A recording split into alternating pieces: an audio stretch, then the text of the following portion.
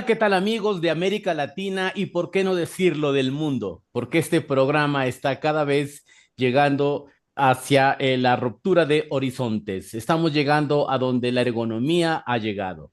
Es para mí un honor el presentar hoy nuevamente una entrevista en este programa de forjadores de la ergonomía latinoamericana.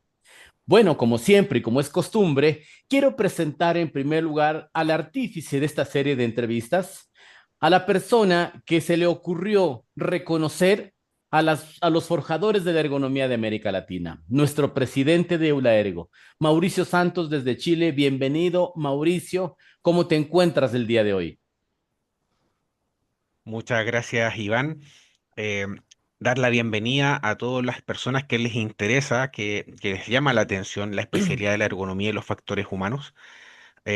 Agradecer al invitado de hoy, agradecerte a ti también, Iván, el espacio, el tiempo, la disposición en el cual nos damos esta pausa dentro de todo lo que hacemos los ergónomos, precisamente para dar este reconocimiento, escuchar, aprender un poco más de las personas que de alguna forma motivaron a las nuevas generaciones. Entonces, en ese aspecto, bueno, este es un trabajo colectivo. Tengo que decir que el directorio me apoya en esta idea, no es solo mía. Y es un espacio necesario.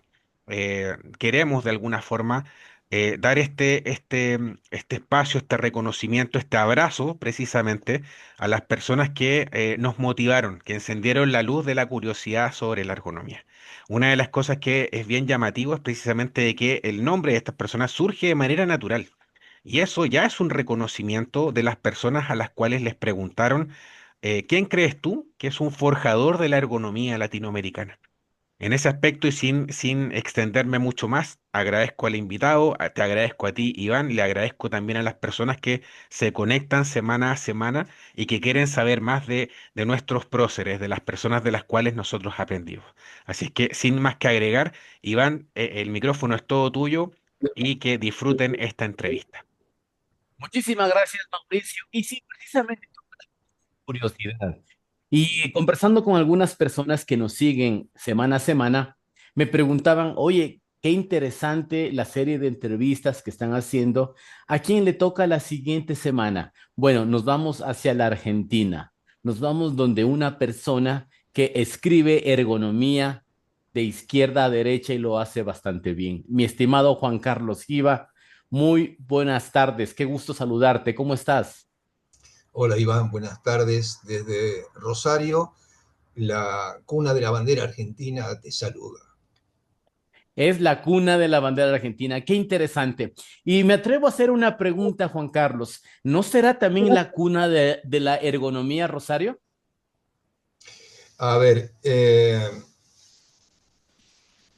de alguna manera ha contribuido ya desde los años 40 del siglo pasado, o sea, hace 80 años atrás, la preocupación por la salud en el trabajo de los trabajadores y las trabajadoras, junto con una asociación de medicina del trabajo que existió en Buenos Aires, que todavía continúa, pero que nació en los años 40 del siglo pasado en Buenos Aires, dirigida durante un periodo por el doctor este, Pedro Luis Reggi, que había constituido no solamente esta Sociedad de Medicina del Trabajo, sino también tenía un capítulo de ergonomía ya incluida dentro de las actividades de esa asociación. Y en Rosario, el doctor Bernardino Zumiager había también creado la Asociación de Ergonomía del Litoral, que trabajaba en conjunto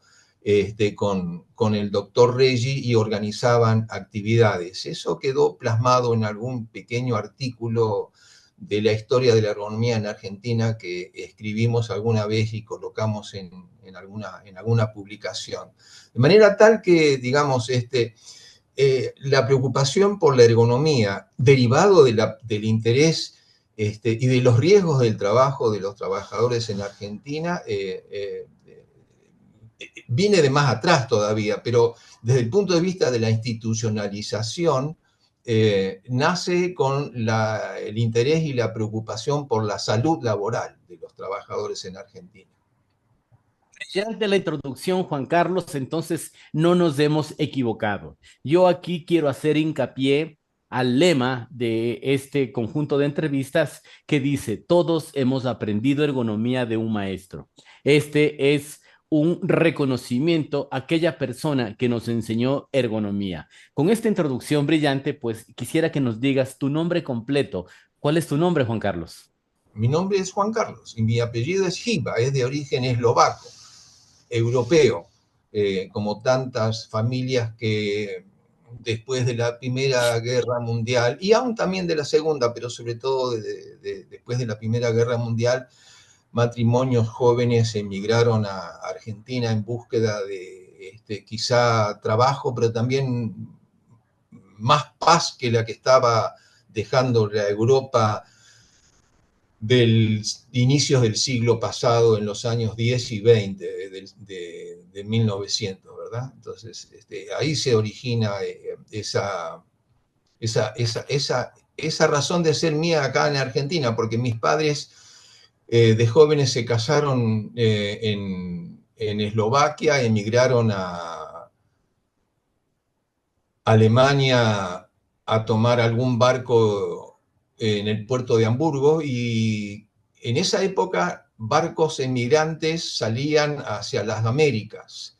Si mis padres hubieran subido a algún barco que ponía proa hacia América del Norte, yo pude haber sido estadounidense o canadiense, pero tomaron un barco que iba hacia América del Sur. La primera escala fue en el puerto de Santos. Si ellos hubieran descendido ahí, yo sería brasileño. La segunda escala fue en Uruguay. Si hubieran bajado allí en Montevideo, yo sería uruguayo. Pero bueno, la última parada era Buenos Aires, y entonces esta es la razón por la que soy argentino. Por eso es el nombre de este programa, Forjadores de la Ergonomía Latinoamericana. Tú en cualquier parte que hubieses llegado hubieses sido un excelente latinoamericano, como lo eres, un gran argentino. Precisamente quiero que me comentes, ¿cómo es el Juan Carlos niño? ¿En dónde nace Juan Carlos? Cuéntame esa etapa tan inquieta y tan bonita que es la niñez. Bueno, yo soy nacido y criado en la ciudad de Rosario, que es donde estoy ahora.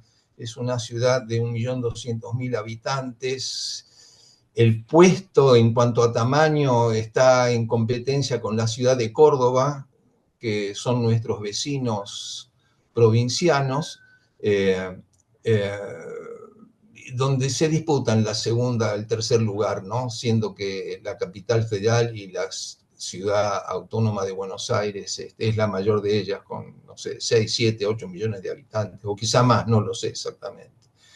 Y aquí nací, aquí me crié, aquí estudié, hice mi escuela primaria, mi secundaria también, pero en el ramo del comercio, y asistí a una escuela superior de comercio que forma parte de la Universidad Nacional de Rosario.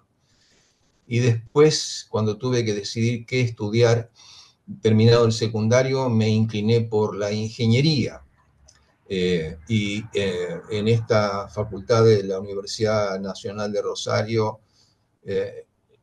una carrera que se dicta es la de ingeniería mecánica, y es la que estudié durante los años 60 del siglo pasado, o sea, hace 60 años atrás. Y por favor, cuéntanos, ¿cuándo te enamoras de la ergonomía? ¿Cuándo conoces a la ergonomía? Un ingeniero que termina su carrera descubre la ergonomía dentro del pensum de estudios de la carrera o lo hace luego. Bueno, en mi caso fue durante mis estudios, porque dentro de la facultad que ahora se llama Ciencias Exactas, Ingeniería y Agrimensura, existía un instituto de diseño industrial que había sido pionero a su vez también para la aplicación y la práctica del diseño industrial en Argentina. Y ese instituto, que nació en los años 60 del siglo pasado, en el año 66 lanzó un curso de 3 años de duración en diseño industrial, y ofrecía 6 puestos con becas que estaban sostenidas o subsidiadas por la industria local. Empresas grandes que decidieron, digamos, apostar por el desarrollo del diseño industrial en esa década, que fue una década muy importante para Argentina desde el punto de vista del desarrollo industrial basado en la sustitución de importaciones de productos que venían de otras regiones del mundo. Y me candidateé y gané una de esas becas que me llevó a cursar diseño industrial durante 6 años, perdón, durante 3 años, y completé ese curso. Y recuerdo que para el examen de ingreso, el tema que había que desarrollar era diseñar un aparato que sirviese para observar y clasificar diapositivas, que era la herramienta de uso típica, digamos, en el campo de la fotografía de esos tiempos. Y ahí me encontré con ese problema y con ese desafío de cómo pensar el uso de ese aparato que fuese un visor de diapositivas, con toda la problemática, digamos, que requería su encendido, su apagado, su manipulación, su transporte, su traslado, su guardado, etc. Y estos son todos requisitos de la usabilidad de los productos. Bueno, gané, me gané una de las 6 plazas, y completé el curso, y a lo largo de 3 años me arrimé a través del diseño industrial aplicado, porque todo esto era dentro de un instituto de diseño industrial, y me fui sumando al equipo de diseñadores que en esos tiempos estaban diseñando una cantidad, yo diría, significativa de productos que provenían de demandas de empresas pequeñas, medianas o aún grandes de la ciudad de Rosario y de la región, de la periferia, ¿verdad? Entonces allí, digamos, comprendí en realidad las necesidades tecnológicas, pero también de uso de los productos, ¿no? Y eso me llevó a participar en una serie de desarrollos tecnológicos de productos tan diversos como el asiento para un tractor de John Deere, recuerdo, porque no llegaban los planos de fabricación. La empresa John Deere, que está todavía funcionando en la periferia de Rosario, se instaló en los años 60, pero no llegaban con facilidad planos para fabricar o completar el diseño del primer tractor que lanzaba John Deere en Argentina, y ahí en ese instituto se trabajó mucho en el diseño del puesto de trabajo del conductor de tractores, ¿no? Pero bueno, hubo una cantidad muy variada de demandas de trabajos de diseño industrial, como por ejemplo máquinas para cortar fiambres, planchas, ventiladores, equipos de soldadura eléctrica, una variedad muy, muy grande de productos, porque había empresas que las producían y demanda para fabricar todo eso, ¿verdad? Así que tuve una inmersión, digamos, en la ergonomía aplicada al diseño de productor. En esa época Rosario tenía 3 empresas de fabricación de carrocerías de ómnibus de larga distancia. Así es como apareció el trabajo en el instituto del rediseño del puesto de comando de los conductores de ómnibus de larga distancia, y también el diseño y desarrollo de un asiento de pasajeros para los ómnibus de larga distancia. Bueno, otras cosas que también ocurrieron de trabajos de diseño fue el equipamiento de aulas para escuelas secundarias, lo que nos llevó a realizar relevamientos antropométricos de población estudiantil secundaria, y otros trabajos de antropometría que me fueron cada vez motivando más en la inquietud por conocer no solamente los problemas derivados de la antropometría física, sino también la organizacional en cuestiones del diseño de puestos de trabajo, ¿no? ¿Comentas? ¿Quiere decir que antes ya existía ergonomía en Argentina? Sí, claro, yo decía que la preocupación por la salud de los trabajadores desde un punto de vista sistemático vino del campo de la medicina del trabajo, ¿no? Entonces, pero lo nuestro estaba centrado originalmente precisamente en el diseño de productos industriales, ¿no? Y esto se inició en los años 60. En el año 60 concretamente se creó un instituto de diseño universitario en la Universidad de Rosario, que en esa época era en realidad Universidad Nacional del Litoral, cuya sede central está en la ciudad de Santa Fe. Pero en el año 62, creo, la Universidad de Litoral se desmiembra y se crean, bueno, en esa época había ya 11 facultades en la ciudad de Rosario, y eso llevó a la creación de la Universidad Nacional de Rosario, digamos, derivada de la Universidad Nacional del Litoral. Sí, sí, este instituto siguió trabajando durante los años 80, 90, hasta principios de este siglo, hasta el año 2003, en el que se cerró. Pero antes de eso, yo quisiera comentar cómo me fui inclinando cada vez más a la ergonomía aplicada, digamos, al diseño de producto. Y esto me llevó a uno de los trabajos que llegó para diseñar era el diseño precisamente de, como les decía, de asientos o sillas para pasajeros en ómnibus de larga distancia. Y ahí tuvimos que hacer investigaciones experimentales para determinar el tamaño, la forma del propio asiento, del respaldo, los ángulos de reclinación del respaldo. Y nos encontramos con un problema singular y difícil, que era el tema de la apoyacabezas, la parte del asiento o la parte del respaldo superior, que es la del apoyacabezas para los pasajeros, digamos. ¿Cuál debería ser la forma, la inclinación, la distancia respecto del respaldo, etcétera, ¿no? Y esto, a su vez, me llevó a candidatearme y postularme para una beca para estudiar ergonomía en Inglaterra. Y entonces, en el año 72 al 73, asistí a la Universidad de Loughborough en Inglaterra, que en esa época dictaba una maestría de un año en ergonomía.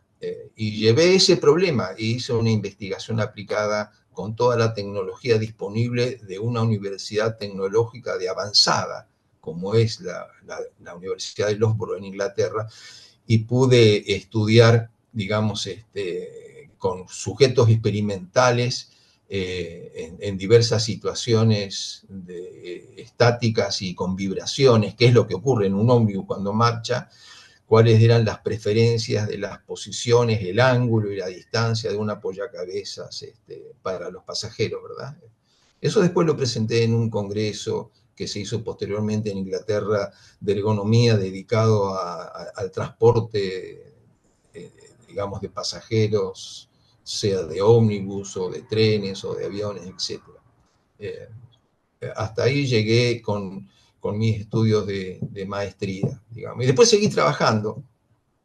No sé si tienes alguna pregunta propia o puedo seguir contando un poco. Cuando tú hablas de la gestión que hiciste en Argentina, especialmente con el ómnibus, hablas siempre en plural. ¿Esto quiere decir que había otras personas que ya hablaban de ergonomía en Argentina? Bueno, el equipo que teníamos en el Instituto de Diseño Industrial era un equipo interdisciplinario. Teníamos arquitectos que estaban especializados en diseño industrial, o en realidad aprendieron diseño industrial desde el ángulo, desde la perspectiva del conocimiento de la arquitectura, haciendo diseño industrial, entrando en contacto con los problemas tecnológicos de las empresas que querían fabricar y producir productos industriales, y aplicando los principios del diseño para lograr soluciones que fuesen apropiadas para el uso humano, ¿verdad? Pero ese equipo en realidad también estaba integrado por profesores que entendían las cuestiones más bien teóricas del diseño industrial, y también psicólogos que nos llevaron, por ejemplo, a desarrollar investigaciones para poder comprender mejor las preferencias de las personas en el equipamiento para viviendas de interés social. Esta es la ventaja, digamos, de pensar en las necesidades de las sociedades humanas, en este caso, en el caso de Argentina, desde las perspectivas de una universidad nacional, una universidad sostenida por el Estado, ¿verdad? En donde en realidad, digamos, la mirada de los problemas sociales están basadas en lo que se debe hacer, no en lo que conviene hacer, digamos, que esa ya es una mirada, digamos, de otro punto de vista, ¿no? Carlos, de este equipo que tú hablas, ¿quién lideraba el equipo? Debe haber algún líder, una persona que era el guía de este equipo. Sí, fue el profesor Jorge Villaortiz, que había estudiado diseño industrial en Francia y también había estado visitando precisamente la Universidad de Loughborough en Inglaterra una década antes de que yo llegara allí, porque yo fui a elegir la Universidad de Loughborough por dos razones. En primer lugar, porque había estado Jorge Villaortiz allá y conocía las capacidades de enseñanza que tenía y tiene todavía esa universidad en materia de ergonomía. Y segundo, porque en esa época el Consejo Británico ofrecía becas de especialización para estudiantes de toda América Latina, ¿no? Y de otros países, partes del mundo también, para hacer en este caso, esa maestría de un año de duración allí en la ciudad de Loughborough, que es una ciudad que está a unos 100, 150 kilómetros al norte de Londres, donde estuve viviendo desde el año 72 hasta fines del 73, sí. Así, y bueno, entonces este profesor fue el que lo dirigió a este instituto con una gran calidad y una gran apertura. Lo que fue sucediendo, sin embargo, y digo sin embargo porque la cosa cambió bastante, es que Argentina, producto de los cambios de políticas de desarrollo, derivado también de los cambios de los gobiernos que han dirigido a Argentina, fue sufriendo unas limitaciones fuertes en materia de el concepto de desarrollo industrial autónomo o endógeno. Y entonces las demandas que llegaban, digamos, todos los años de diseño de nuevos productos o de desarrollo de nuevos productos fue disminuyendo. Y yo me encontré con una situación en que mi actividad de ergonomía en materia de desarrollo de productos iba disminuyendo, pero yo tenía que encontrar alguna salida. Y la salida fue la ergonomía, porque giré el rumbo de mis intereses y mis inquietudes a hacer las contribuciones cada vez menos de ergonomía aplicada a los productos, pero empecé a aplicarlas al diseño de puestos de trabajo. Y entonces abrí toda una línea de acción en materia de ergonomía ocupacional. Para eso, bueno, entré en contacto con la OIT para conseguir información sobre seguridad y salud en el trabajo, condiciones de trabajo. Me acuerdo haber a fines de los años 70, haber logrado traer un rollo de película para mostrarles a los estudiantes las cuestiones vinculadas con los riesgos en el trabajo y la importancia de la seguridad y la salud en el trabajo para la producción industrial, ¿no? En esa época también ya la OIT había hecho algunas publicaciones en ergonomía y entré en contacto entonces con la oficina de la OIT en Buenos Aires y logré un apoyo para realizar precisamente esta actividad. Fue lo que se llamaron las primeras jornadas de optimización de puestos de trabajo que organizamos en Rosario, creo que fue en el año 1983. en el que no solamente vinieron personas interesadas o especialistas en diferentes campos del conocimiento vinculado con la ergonomía y con el medio ambiente inclusive, de distintas provincias de Buenos Aires, sino que tuvimos profesionales y expertos que vinieron de Chile de Uruguay y de Brasil también, ¿no? Ahora, recuerdo esto por el esfuerzo que consigo, porque imagínense, en el año 83 no existía internet, no existía nada que facilitase las comunicaciones como no sean cartas de correo y llamadas telefónicas. Es decir, con llamadas telefónicas y con cartas del correo que iban y venían, pudimos convocar, invitar y lograr que el Salón Grande de Actos de la Facultad de Ingeniería estuvieran allí cerca de 200 personas interesadas por qué hacer y cómo hacer para lograr mejorar los puestos de trabajo, ¿no? Eso dio pie después a organizar una red de laboratorios de ergonomía que trabajaban y que están todavía trabajando en distintas universidades de Argentina, en Córdoba, en La Plata, en Buenos Aires, en la ciudad de Mendoza, en Tucumán, y crear una red nacional, digamos, de ese movimiento, lo que llevó a organizar en esas distintas ciudades consecutivamente, quizás yo diría hasta principios de la década del 90, en donde, digamos, ahí ya la cosa se puso mucho, mucho más difícil, porque tuvimos un gobierno, digamos, que no alentaba mucho el tema del desarrollo industrial, ¿verdad? Es decir, Argentina ha estado siempre sometida a vaivenes desde ese Perdóname, punto de vista. cuando hablas de ¿esta red ya era el gremio de ergónomos de Argentina? ¿Era ADEA o era otra red? No, no. ADEA es una asociación de ergonomía que había tenido alguna actividad, como dije yo, originariamente en una asociación de ergonomía del litoral en los años 40 y 50 del siglo pasado, pero que desapareció y se extinguió quizá con el fallecimiento del doctor Bernardino Zumiager, que era un médico especialista en medicina del trabajo, medicina laboral. ADEA es mucho más nuevo, creo que nace en los años 90 y tantos del siglo pasado y todavía continúa, ¿no? Y bastante o muy activa en estos tiempos, está creciendo cada vez más y muy activa, ¿no?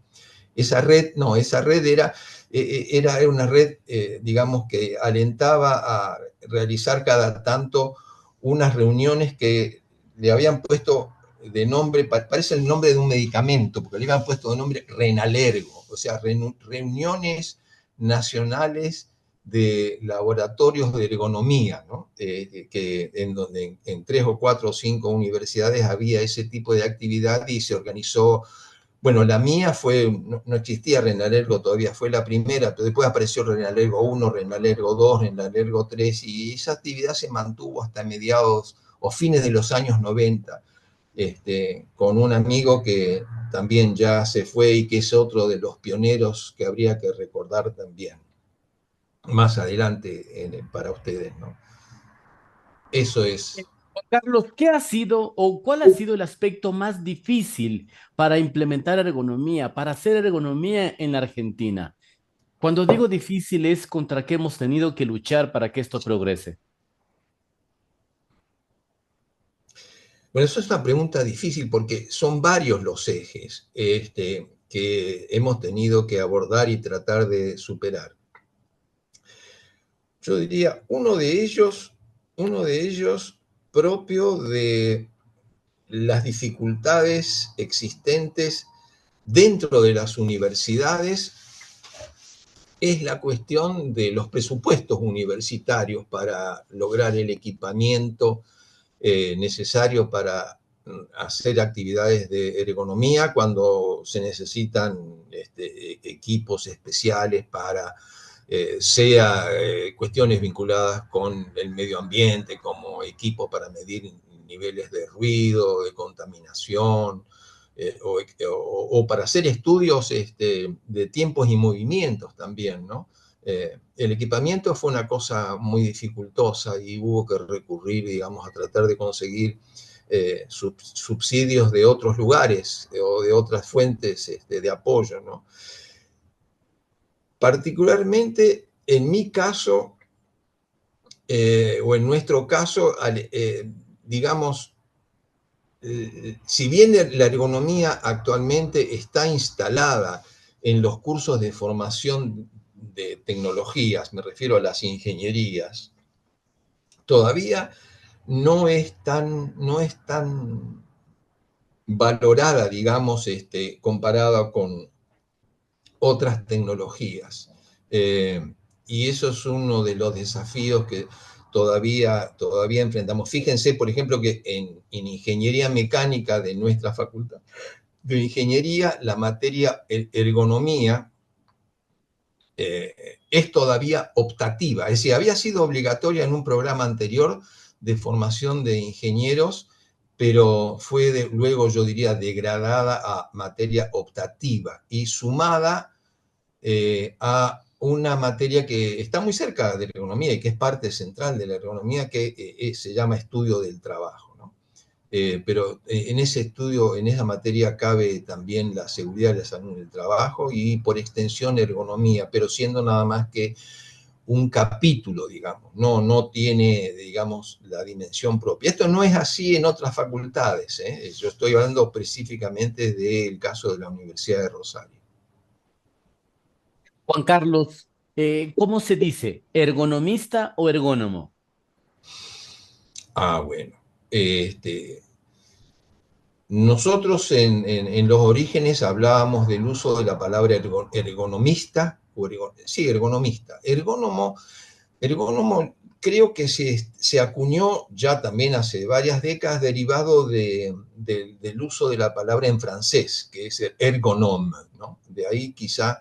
¿Y por qué? Porque algunos profesionales argentinos y argentinas también durante la década del 80 y de los 90 fueron a estudiar a Francia con el profesor Wisner, por ejemplo, o en algunas otras facultades, y en Francia de la ergonomía se habla que la profesión se denomina ergónomo, ¿no?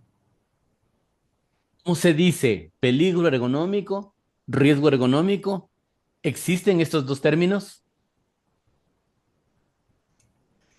Bueno, uh, acerca de eso, en realidad lo que yo he visto citado, yo no lo uso, pero he visto citado el concepto de riesgo disergonómico, en el sentido de que es un riesgo por la falta de la aplicación de la ergonomía que serviría para, digamos, eliminar, controlar o reducir un determinado riesgo, ¿no?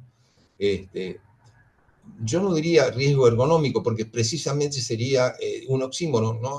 Porque la ergonomía precisamente se ocupa de evitar esos riesgos, ¿no? Entonces, creo que nadie podría correr un riesgo ergonómico, podría correr un riesgo por la falta de la aplicación de la ergonomía, sea en el diseño de un producto de uso humano, como de un puesto de trabajo o de un lugar de trabajo o de errores en la concepción de un proceso de trabajo o de la organización del trabajo. Yo quiero leer un texto sobre Juan Carlos Giva, en donde dice, el interés de Juan Carlos es la promoción entre los empleadores y los trabajadores, y por supuesto sus representantes, en un diálogo social que sea honesto, responsable, sostenido, eficiente y productivo, con el propósito de conseguir trabajos más decentes y dignos para todos y todas. Juan Carlos, ¿esto es real hoy en día? ¿En Argentina, en América Latina, podemos tener este diálogo social? Sí, yo creo que sí. Hay una parte de mi historia profesional que no he abordado todavía porque en nuestra conversación llegamos hasta los años 80, cuando yo hice referencia a esa primera reunión de Renalergo o a esas jornadas de optimización de puestos de trabajo. Esas jornadas me llevaron a estar en contacto cada vez más frecuentemente con la OIT, buscando información, comprando libros, haciendo conocer a la OIT en Argentina, porque claro, la oficina de la OIT en Buenos Aires tenía y tiene un director y tiene responsabilidades para la promoción de las actividades de la OIT en Argentina y así las demás oficinas de la OIT en otras partes del mundo. Uno de los programas que yo lancé posteriormente dentro de la Facultad de Ingeniería en la segunda mitad de los años 80 y después de esa primera jornada de optimización de puestos de trabajo fue un programa de mejoramiento de las condiciones de trabajo en pequeñas y medianas industrias. Y esto es porque yo había visto ya durante la década de los años 60 la demanda que había no solamente de diseño, sino los problemas que concomitantemente con los procesos de producción generaban situaciones críticas en materia de seguridad, salud en el trabajo y condiciones de trabajo. Entonces elaboré una propuesta que fue este programa de asistencia desde la universidad pública a las empresas pequeñas y medianas de la ciudad de Rosario. Esto me llevó a organizar actividades con las organizaciones de empresarios y empleadores, la Asociación de Industriales Metalúrgicos y otras asociaciones que cuidan los intereses de las empresas, en el caso de Rosario y en la periferia de Rosario, así como también con los sindicatos que cuidan los intereses de los trabajadores. Y ese programa logré que fuese también auspiciado y sostenido en parte por la oficina de la OIT en Buenos Aires. Cuando ese programa estuvo activo y empezamos a desarrollar actividades de asesoramiento a empresas para el mejoramiento de los puestos de trabajo, recibí una invitación de la OIT desde Ginebra para asistir a un Congreso Internacional de Ergonomía. Era el primer congreso que organizaba la OIT en ergonomía en el mundo, y eso se hizo en Indonesia, en la capital de Indonesia. Y allí fui porque me invitaron a que hiciera una presentación sobre ese programa de ergonomía para pequeñas y medianas empresas. Y a partir de allí comencé una relación más estrecha con la OIT, porque la OIT había lanzado una década antes y todavía sostenía un programa mundial de mejoramiento de las condiciones y medio ambiente de trabajo. Entonces, están todos muy cerca: la seguridad y la salud en el trabajo, las condiciones y el medio ambiente de trabajo, la seguridad y la salud en el trabajo y la ergonomía. Entonces me invitaron a exponer eso. Y allí fui con mis diapositivas a mostrar lo que estábamos haciendo. Y a partir de allí surgió una relación más estrecha porque la OIT se había propuesto desarrollar una metodología para la formación y la capacitación de dueños y gerentes de empresas pequeñas y medianas en materia de condiciones y medio ambiente de trabajo. Cuestión que me llevó a colaborar estrechamente en la producción de esa metodología, desarrollando en varios países del mundo cursos y talleres piloto que permitieran verificar las hipótesis de que era posible enseñar a dueños y gerentes a comprender la relación importante que hay entre las condiciones de trabajo en las que están sus propios trabajadores y la productividad resultante del trabajo de los trabajadores. Y eso llevó a la elaboración de una metodología que después se difundió en todo el mundo, y me tocó viajar por varias partes del mundo, ya como funcionario de la OIT, porque lo que no dije todavía es que en un momento determinado la OIT me invitó a trabajar en Ginebra con un puesto de funcionario en un departamento que en ese momento se llamaba Departamento de Condiciones de Trabajo, y fíjense esta otra, y actividades de bienestar para los trabajadores. Entonces, en ese departamento se terminó de completar el desarrollo de esa metodología y comenzó a lo largo de los años 90 la difusión y la aplicación de esa metodología en todo el mundo. Me tocó a mí ocuparme de América Latina y así fui como viajé a Santiago de Chile, también a hacer actividades aquí en Argentina, en Uruguay, en Paraguay, en Perú, etcétera, ¿no? Juan Carlos, Y también en Brasil, América Central. Sí. Juan Carlos, ¿en qué país de América Latina podríamos decir que apareció la ergonomía primero? ¿Quién empezó a hablar de ergonomía en Latinoamérica? Pues esa es una pregunta que yo no puedo responder. Quizá habría que preguntarle a los expertos que ya han expuesto este, en sus entrevistas previas, ¿verdad? No, desconozco el origen de la ergonomía en Brasil Pero cuando tú, en el sentido cronológico, ¿no? Desconozco dónde ya, estaban los brasileños en los años 40 del siglo pasado en materia de medicina del trabajo. Bueno, la Universidad de San Pablo tiene una trayectoria enorme y también la Universidad Federal de Río de Janeiro. Yo supongo que ahí se estaban ocupando también de la salud de los trabajadores y probablemente la ergonomía empezó a conocerse porque habría habido brasileños que viajaron a Europa a estudiar ergonomía en Francia y en Inglaterra, ¿verdad? Y ya. los hay Pero todavía. con respecto a los eventos que organizaba la OIT y que tú salías, que estaban fuera de Latinoamérica, en estos eventos, como en Indonesia que dijiste hace un rato, tal vez te encontraste con algún latinoamericano o algún colega argentino, brasileño, colombiano. Sí, sí, a ese Congreso Internacional de Ergonomía, que se llamaba Congreso Internacional de Ergonomía de la OIT para países en vías de desarrollo. Ujú. Allí fue de América Latina, fue invitada también una brasileña que se llama Regina Eloísa Maciel, que en la época, bueno, ella es psicóloga, psicóloga laboral, había estudiado en la Universidad de San Pablo, y viajó también para, digamos, mostrar los desarrollos en materia de ergonomía en Brasil. No recuerdo haber visto algún otro latinoamericano en, en ese congreso. Hay una parte que nos falta de la década del 90 ahora. ¿Qué ha venido haciendo Juan Carlos Giva? ¿A qué te has dedicado? ¿Algún logro específico en cuanto a la ergonomía? Quizás en tu país, quizás afuera. Bueno, durante los años 90, yo trabajé en la OIT desde el año 89-90 hasta el 2004, en que me jubilé.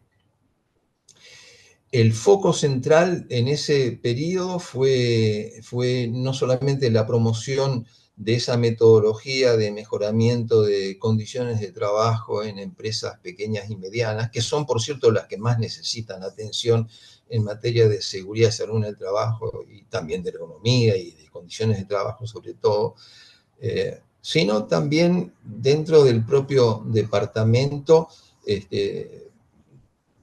Tuve otras responsabilidades vinculadas con la publicación de un libro sobre organización del trabajo y ergonomía, sobre el cual voy a hacer alguna referencia cuando estemos por cerrar esta charla, porque quisiera dejar algunos mensajes para quienes nos siguen de aquí en adelante, ¿no? Sean ergónomos o ergonomistas o diseñadores industriales, y también para nuestras asociaciones de América Latina, ¿no?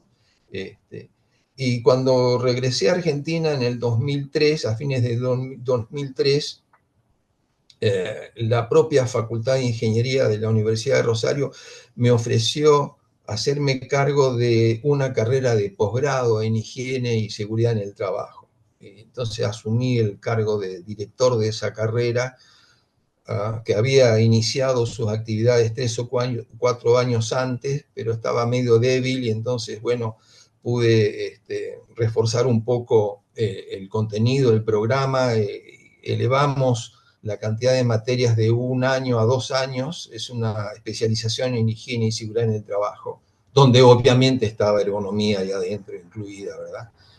Y eso también, de eso también terminé en el año 17 de mi actividad profesional dentro de la Facultad de Ingeniería, porque también me jubilé de allí. Pero allí hice un salto más todavía en el plano internacional, porque eh, el director, el presidente de la Asociación Internacional de Ergonomía de la época, en el año 17, que era el japonés Yushi Fujita, me invitó a organizar un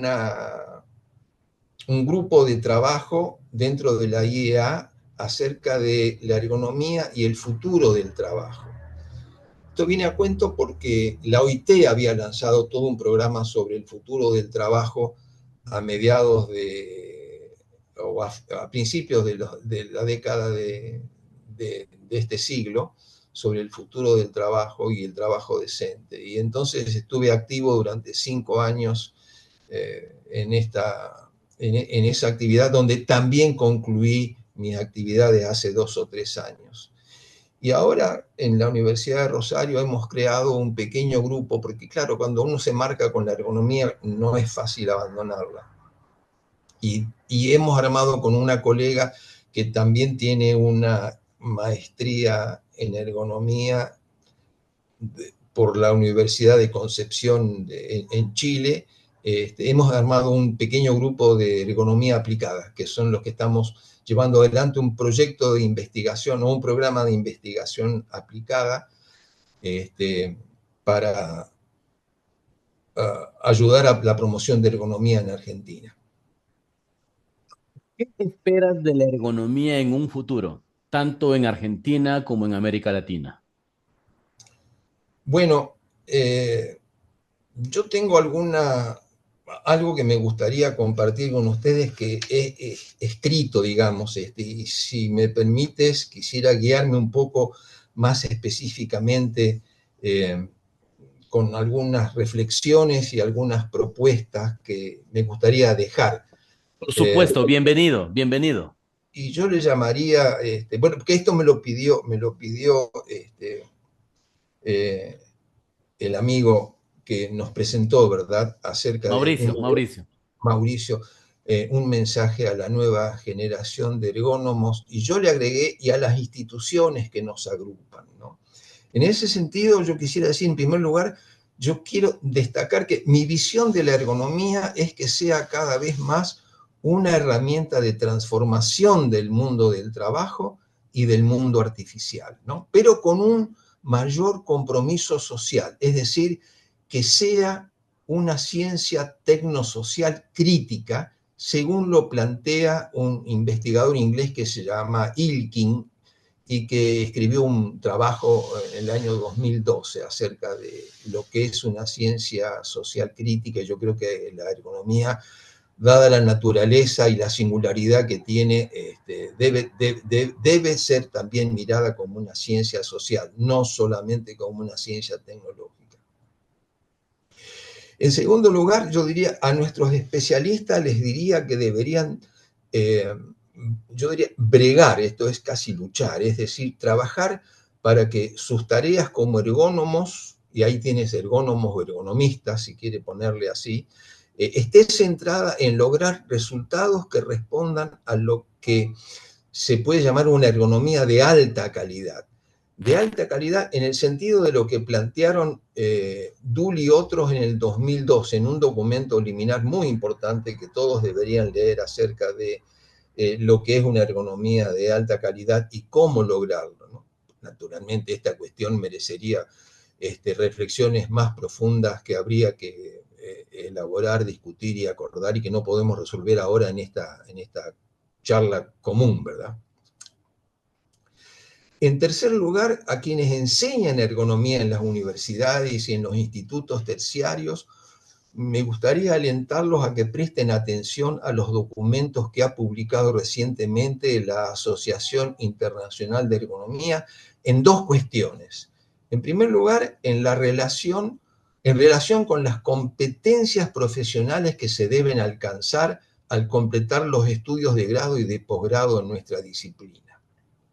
Y en segundo lugar, en los aspectos de los contenidos, prestar atención y analizar con los alumnos los principios y las directrices para el diseño y evaluación de puestos de trabajo. Esos dos documentos, uno sobre competencias profesionales y otro sobre diseño y evaluación de puestos de trabajo con los principios y las directrices, son dos documentos que ha publicado la IEA y que han sido traducidos al español.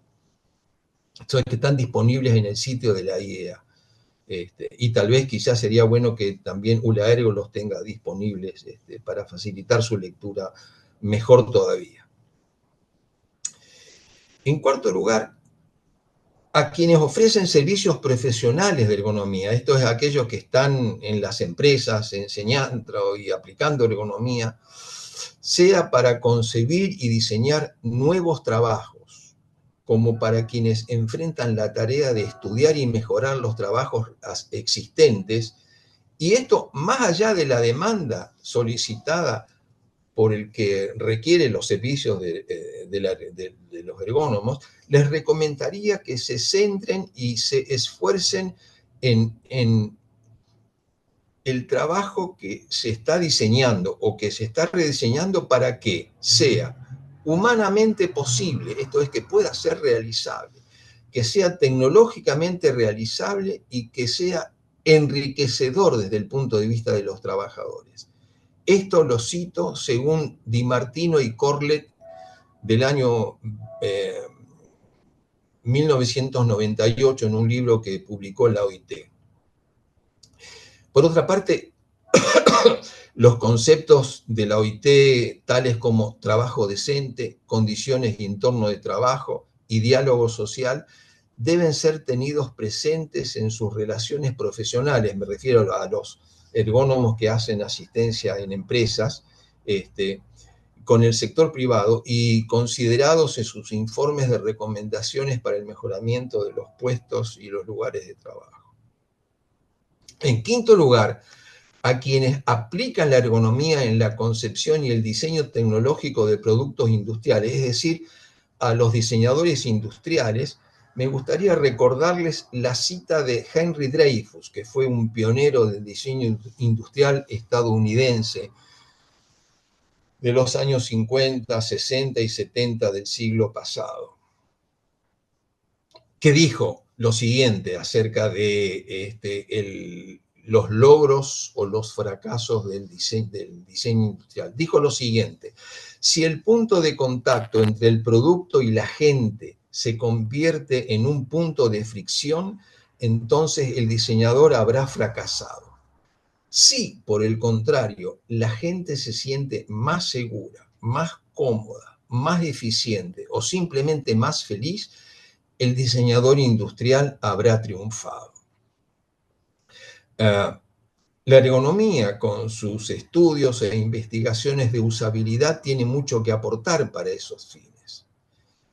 También para los diseñadores industriales inquietos o interesados en la ergonomía como una herramienta, yo quisiera comentar que con una mirada más amplia, los 17 capítulos del libro de un autor que se llama Cosma, que acabo de descubrir hace pocos días atrás, que se llama en inglés, bueno, traducido del inglés, Hagamos del mundo un mejor lugar de trabajo, diseño con pasión, propósito y valores, ilustran bien lo que quiero señalar. Habrá que leer ese libro que me permito recomendarle a los diseñadores industriales. Es un libro muy nuevo del año 23. Es el único que encontré hasta ahora con alta sensibilidad social desde el punto de vista del diseño industrial como disciplina y de la aplicación del diseño industrial para generar productos nuevos. Para concluir, amigo Iván, finalmente, en relación con las instituciones y las asociaciones que nos agrupan como miembros en América Latina, me permito sugerirles 4 iniciativas. La primera, que cada tanto revisen los fines y propósitos establecidos en sus estatutos, para actualizarlos y responder mejor a los cambiantes fenómenos que afectan a la humanidad en relación con el mundo del trabajo y el empleo y a los avances e innovaciones tecnológicas. En segundo lugar, a la luz de la tendencia mundial de adoptar e incorporar el concepto factores humanos, como está ocurriendo ahora en nuestras asociaciones, agregado ese concepto a los títulos y denominaciones de nuestras asociaciones, creo que resulta oportuno y esclarecedor analizar este término y compararlo con el de ergonomía. Comprendiendo sus orígenes, entenderemos mejor esta tendencia a adoptar el concepto de factores humanos en los títulos de nuestras asociaciones. Tercero, preguntarnos cuánto de ergonomía y cuánto de factores humanos estamos enseñando, investigando y practicando en nuestra región. Y finalmente, y no por esto menos importante, creo que es necesario cuidar y preservar los conocimientos generados y las aplicaciones prácticas que se presentan en los congresos, jornadas, seminarios y demás actividades académicas. Creo que ULAERGO debería solicitar a sus asociaciones afiliadas que todas las ponencias debieran ser recopiladas en bases de datos con acceso libre, con miras a disponer de un repositorio latinoamericano actualizado de nuestra ergonomía. Yo creo que con esto quisiera, si te pareciera bien y si no tuvieras alguna otra pregunta, ir concluyendo y cerrando este intercambio. Pero estoy abierto a cualquier otra cosa todavía, ¿eh? Juan Carlos, con estos 5 aspectos y el mensaje final que consideraría que son 6 aspectos importantes que has dejado como un legado para quienes estamos aprendiendo ergonomía. Sí, me falta una pregunta. Si volvieras a nacer, ¿volverías a ser ergónomo?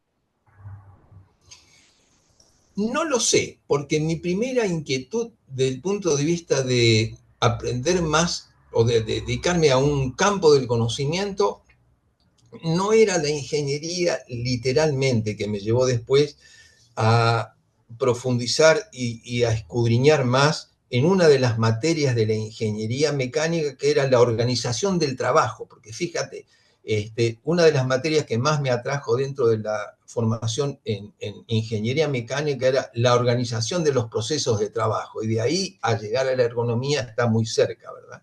No, a mí me gustaba estudiar el mundo de la tierra. A mí me gustaban las montañas, pero no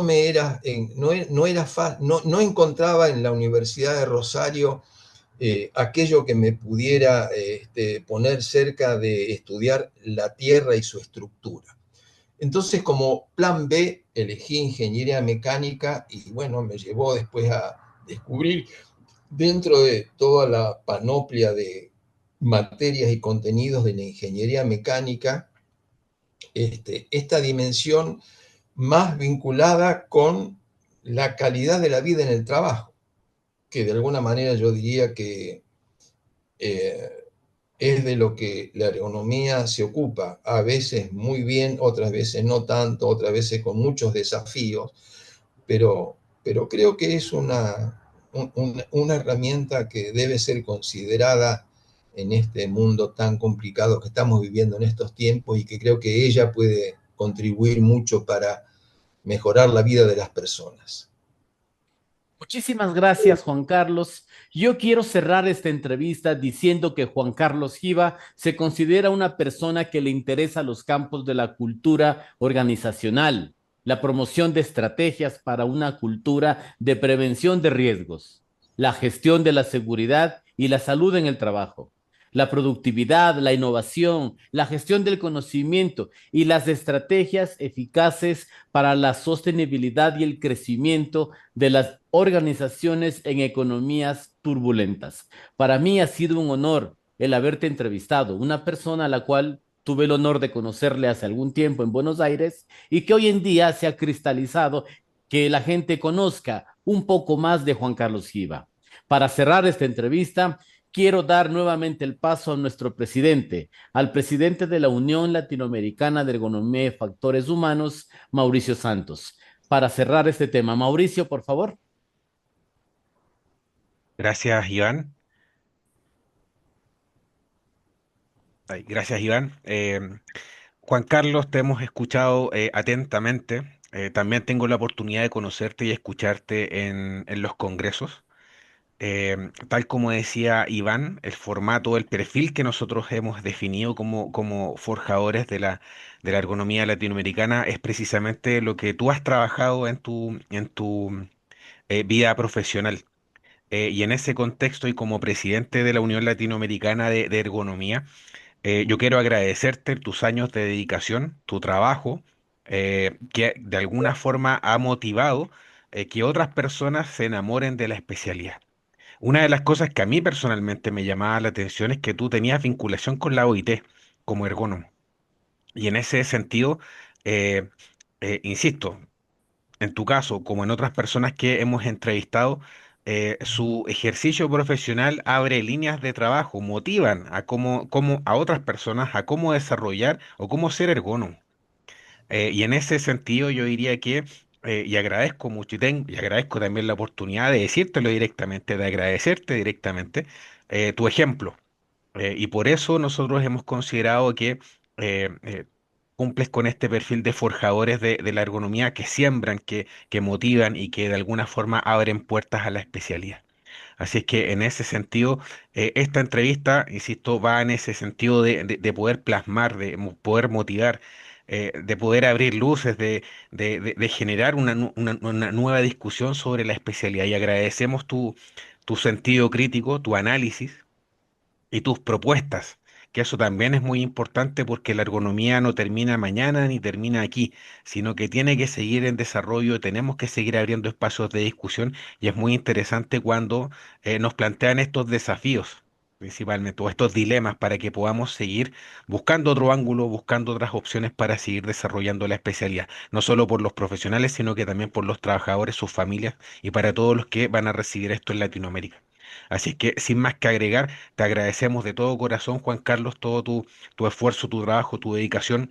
Espero que en algún congreso podamos coincidir para el abrazo correspondiente, para estrechar la mano y agradecer directamente. Así que muchas gracias, Juan Carlos. Muchas gracias, Mauricio, muchas gracias, Iván. Me parece que Ulargo está en buenas manos y está avanzando como debe hacerlo. Felicitaciones por esta iniciativa. Hasta pronto. Gracias. Un abrazo. Un abrazo también desde Rosario, cuna de la bandera argentina.